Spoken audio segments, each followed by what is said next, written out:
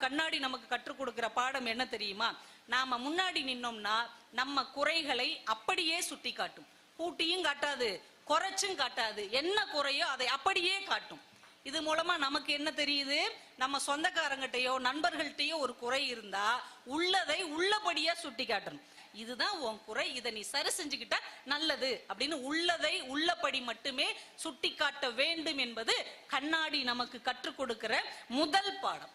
கண்ணாடிக்கு முன்னாடி நிற்கும் போது மட்டும்தான் அது நம்ம குறைகளை காட்டுமே தவிர, கண்ணாடியை விட்டு நகர்ந்த உடனே அது மௌனமாக இருக்கும். ஒரு மனிதனுடைய குறையை சுட்டி காட்ட வேண்டும் என்றால் அவனுக்கு முன்னால் மட்டும்தான் சுட்டி காட்ட வேண்டும். அவன் இல்லாத போது முதுகுக்கு பின்னால் பேசக்கூடாது என்பது கண்ணாடி நமக்கு கற்றுத்தருகிற இரண்டாவது பாடம். கண்ணாடி குறைகளை நமக்கு சொல்லும் போது யாராவது கல்லெடுத்து கண்ணாடி மேல எரிஞ்சிருக்கிறோமா? நீ எப்படி என் மூஞ்சை இப்படி காட்டலாம் அப்படின்னு கண்ணாடி மேல ஓங்கி ஒரு குத்து குத்தி இருக்கோமா?